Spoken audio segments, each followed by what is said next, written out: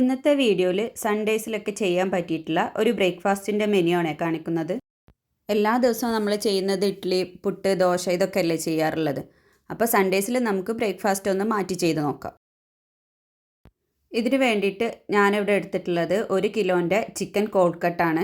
ഇതിപ്പോൾ ഞാൻ കൊച്ചി ലുലുന്ന് വാങ്ങിച്ചിട്ടുള്ളതാണ്. ഇതിങ്ങനെ 1 kgയുടെ പാക്കറ്റായിട്ട് പ്ലെയിനായിട്ടും കുറച്ച് പാപ്രിക്ക ഫ്ലേവർ ഉള്ളതും ഒക്കെ വാങ്ങിക്കാൻ കിട്ടുന്നുണ്ട്. ഞാനിപ്പോൾ വാങ്ങിച്ചിട്ടുള്ളത് പ്ലെയിൻ ആയിട്ടുള്ളതാണ്. സ്പൈസി അല്ലാത്തതുകൊണ്ട് ഇതായിരിക്കും കുട്ടികൾക്കൊക്കെ കുറച്ചുകൂടി ഇഷ്ടമാവുക.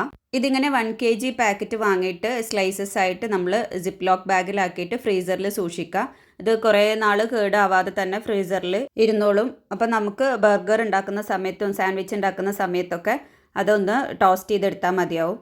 ഇത് ഓൾറെഡി കുക്ക് ചെയ്തിട്ട് വരുന്നതാണ്. നമ്മൾ യൂസ് ചെയ്യുന്ന സമയത്ത് ജസ്റ്റ് ഒന്ന് ടോസ്റ്റ് ചെയ്തെടുത്താൽ മതിയാവും. ഞാനിപ്പോൾ ഇത് ഫുള്ള് ഇങ്ങനെ സ്ലൈസ് ചെയ്തെടുത്തിട്ടുണ്ട്. ഇനി ഇപ്പോഴത്തെ ആവശ്യത്തിനുള്ളത് മാറ്റി വെച്ചിട്ട് ബാക്കി നമുക്ക് സിപ്പ് ലോക്ക് ബാഗിലാക്കിയിട്ട് ഫ്രീസറിലേക്ക് മാറ്റി കൊടുക്കാം. ഇതിപ്പോൾ നമ്മൾ ഓരോരുത്തരുടെ വീട്ടിൽ എത്ര ആൾക്കാരുണ്ട് അതിനനുസരിച്ചിട്ട് ഓരോ പീസ് വീതം ജസ്റ്റ് ഒന്ന് ബട്ടറിലോ ഓയിലിലോ ഒന്ന് ടോസ്റ്റ് ചെയ്തെടുത്താൽ മതി. ഇത് പക്ഷേ നമ്മുടെ നാട്ടിലുള്ള നോർമൽ സൂപ്പർ മാർക്കറ്റുകളിലൊന്നും അവൈലബിൾ അല്ല. അതിന് പകരമായിട്ട് നിങ്ങൾ സോസേജസ് വാങ്ങി വെച്ചാലും മതി. ഞാനിപ്പോൾ ഇത് ഇന്നത്തെ ആവശ്യത്തിനുള്ളത് എടുത്തിട്ട് ബാക്കി ഇതാ സിപ്പ് ലോക്കിലാക്കിയിട്ട് ഫ്രീസറിലേക്ക് മാറ്റി കൊടുക്കുന്നുണ്ട്. ഇത് നമ്മളെ കയ്യിൽ സ്റ്റോക്ക് ഉണ്ടെങ്കിൽ ബർഗറൊക്കെ ഉണ്ടാക്കാൻ നല്ല എളുപ്പമാണ്. ഇതൊന്ന് തണുപ്പ് പോയതിന് ശേഷം ബട്ടറിലൊന്ന് ടോസ്റ്റ് ചെയ്തെടുത്തിട്ട് ഈസി ആയിട്ട് ബർഗർ റെഡിയാക്കി എടുക്കാം. ഞാനിപ്പോൾ ഇതൊന്ന് ടോസ്റ്റ് ചെയ്യാൻ വേണ്ടിയിട്ട് ഒരു പാനിലേക്ക് കുറച്ച് ബട്ടർ ഇട്ട് കൊടുത്തിട്ടുണ്ട്. ബട്ടർ ഇപ്പോൾ മെൽറ്റായി വന്നിട്ടുണ്ട്. ഇനി ഇത് ഓരോ പീസ് നമുക്ക് ഇതിലേക്ക് ഇട്ട് കൊടുക്കാം. എന്നിട്ട് ഒരു സൈഡ് ഒരു ലൈറ്റ് ബ്രൗൺ കളറായി വരുമ്പോൾ ഒന്ന് തിരിച്ചിട്ട് കൊടുക്കുക.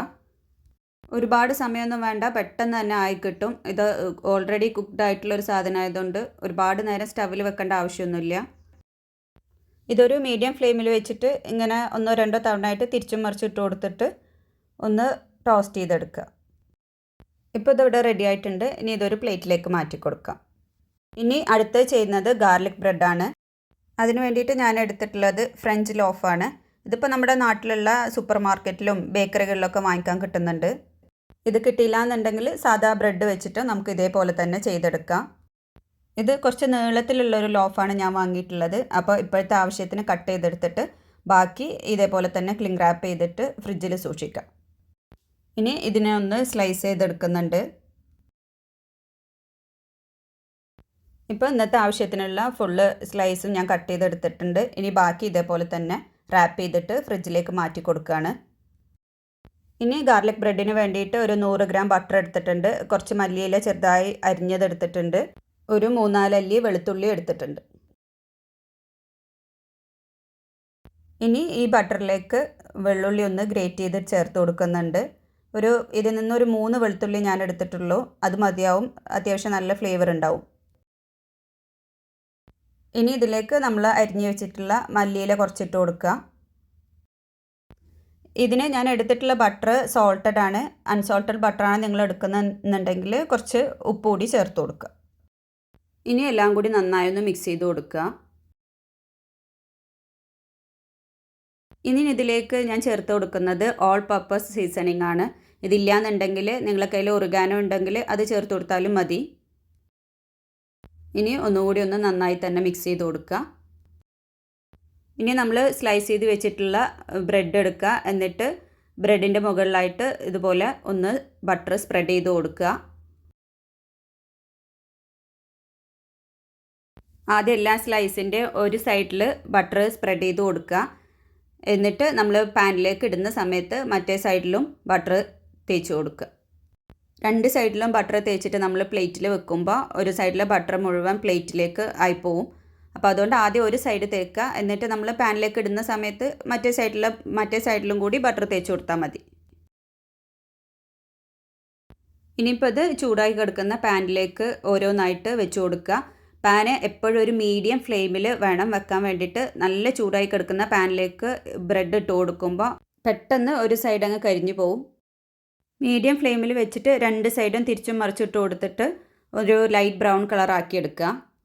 ഒരു ചെറിയ തീയിൽ വെച്ചിട്ട് സാവധാനം ടോസ്റ്റ് ചെയ്ത് ഒന്ന് മൊരിച്ചെടുക്കണം. അപ്പോഴാണ് ഒരു ഗാർലിക് ബ്രെഡിന് ഒരു ടേസ്റ്റ് വരുന്നത്. ഇപ്പോൾ ഇതാ നമ്മുടെ ഗാർലിക് ബ്രെഡ് മുഴുവനും ഇവിടെ റെഡി ആയിട്ടുണ്ട്. ഞാനതൊരു പ്ലേറ്റിലേക്ക് വെച്ച് കൊടുക്കുന്നുണ്ട്.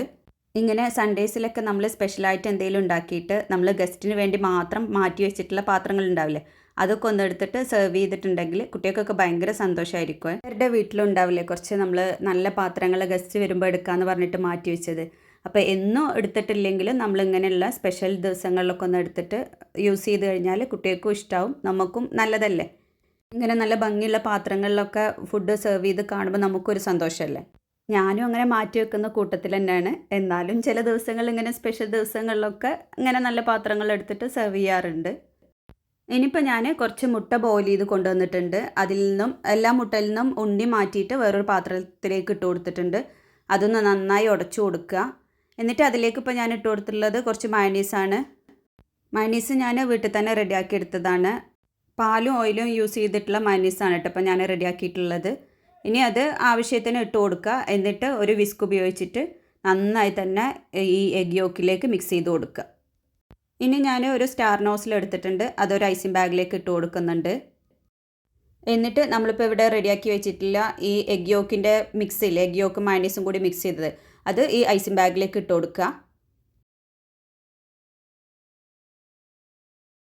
എന്നിട്ട് ഇതായി വീഡിയോയിൽ കാണുന്ന പോലെ ഈ എഗ് വൈറ്റിൻ്റെ ഉള്ളിലേക്ക് ഒന്ന് പൈപ്പ് ചെയ്ത് കൊടുക്കുക. സംഭവം സിമ്പിളാണെങ്കിലും കാണാൻ നല്ല ഭംഗിയില്ലേ. ഇത് കഴിക്കാനും നല്ല ടേസ്റ്റ് ഉണ്ട് കേട്ടോ. മുട്ടയും മയണീസും നല്ലൊരു കോമ്പിനേഷൻ അല്ലേ. ഞാനിപ്പോൾ ഇത് മുഴുവനായിട്ട് ഇങ്ങനെ പൈപ്പ് ചെയ്ത് കൊടുത്തിട്ടുണ്ട്.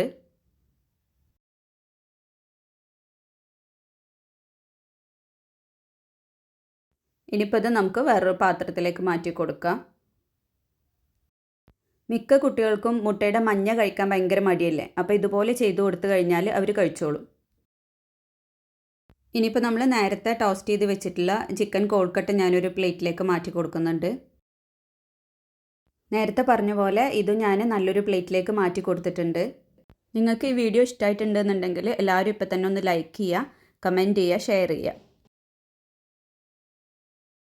ഇനി കുറച്ച് വാട്ടർമെലൺ ജ്യൂസ് റെഡിയാക്കിയിട്ടുണ്ട്, അത് ഗ്ലാസ്സിലേക്ക് ഒഴിച്ചു കൊടുക്കുന്നുണ്ട്.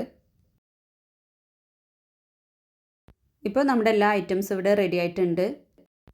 ഇതിപ്പോൾ എല്ലാ ഐറ്റംസും സിമ്പിളാണ്. എന്നാലും സാധാരണത്തെ ബ്രേക്ക്ഫാസ്റ്റിൽ നിന്നും ഒന്ന് വ്യത്യസ്തമായിട്ട് ചെയ്യുമ്പോൾ കുട്ടികൾക്കൊക്കെ ഒന്നുകൂടി ഇഷ്ടമാവും. ഇനി ഇതിൻ്റെ കൂട്ടത്തിൽ ഞാൻ കുറച്ച് വാട്ടർമെലൺ കട്ട് ചെയ്തത് വെച്ച് കൊടുത്തിട്ടുണ്ട്. പിന്നെ കുട്ടികൾക്കൊക്കെ പൊട്ടാറ്റോ ഫ്രൈ ഇഷ്ടമായതുകൊണ്ട് അതുകൂടി റെഡിയാക്കിയിട്ടുണ്ട്. ഇതൊക്കെ ഓരോന്നെടുത്ത് കഴിയുമ്പോൾ തന്നെ നമ്മളെ വയറ് ഫുള്ളാവും. പിന്നെ ജ്യൂസ് കൂടി കുടിച്ച് കഴിയുമ്പോൾ വയറ് നല്ലോണം നിറയും. ഈ ചിക്കൻ കോൾക്കട്ട് കിട്ടാത്തവർ ഇതേപോലെ തന്നെ സോസേജസ് ചെയ്താലും മതി. സാധാരണ ചെയ്യാറുള്ള ബ്രേക്ക്ഫാസ്റ്റിൽ നിന്നോ എല്ലാവരും ഇങ്ങനെ ഒന്ന് മാറ്റി ചെയ്ത് നോക്കുക. എന്നിട്ട് ഫീഡ്ബാക്ക് അറിയിക്കുക. ചാനലിൽ ആദ്യമായിട്ട് കാണുന്നവരാണെങ്കിൽ ഒന്ന് സബ്സ്ക്രൈബ് ചെയ്യുക.